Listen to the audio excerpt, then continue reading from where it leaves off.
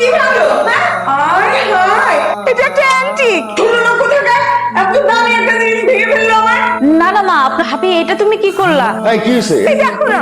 ইয়াল্লাহ, এটা কেমনে ভাগলো? এই মেয়ে, কি করছো তুমি এটা? এই বাড়িতে আসার পর থেকে তুমি একটার পর একটা মূল্যবান জিনিস ভাঙতেছো। এটা তো আর আমি ভাঙিনি। এই আলী, এদিকে আয়। তোর বউ এটা কি করছে? এই কই থেকে এই জঙ্গলি জন্তু ধরে নিয়ে আসছিস তুই? জঙ্গলি জন্তু কি আমি নাকি আপনারা? কি বললা তুমি? আমরা জঙ্গলি? কি হইলো?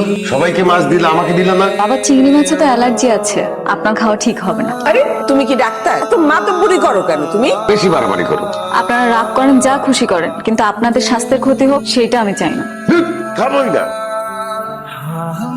আপনি খেতে চলেন, না হলে কিন্তু আমি বাড়ি ছেড়ে চলে যাব। বাড়ি ছেড়ে চলে যেতে বলতেছি, যাও না। 2 দিন ধরে তো এই সংসারে এসে ঝামেলা পাকাই দিছো। মা আপনি কেন আমার ছেলের ঘরে কি আমি আসতে পারি না? মা আপনারা আমার সাথে এরকম কেন করেন? আমিও তো ছোট মানুষ, তাই না? পণ্ডিতের মতন কথা বলে। মা তুমি যাও তো। কত দিলেন? 150 টাকা।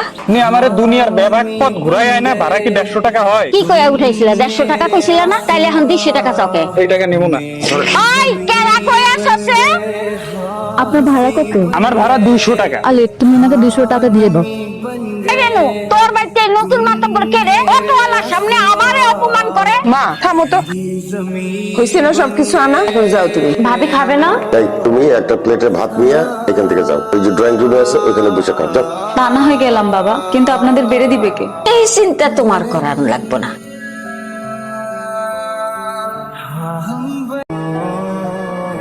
তোমার এই চরিত্রটা আমাদের দুইজনকে খুব ভালো মানিয়েছে। আর এটা বউ থাকা অবস্থা, জাস্ট কথা বলছিলাম আর কাল রাত থেকেই তো তুমি কথা বলছো। কি যাও তো, এই বেয়াদব মেয়ের সাথে তুমি সংসার করো? তোর জন্য সব হয়েছে। আমি আমার পছন্দ মতো মেয়ের সাথে আমার ছেলেকে বিয়ে করাবো। তো বাবা আমার অপরাধটা কি? তুমি এই বাড়ির যোগ্য বউ না।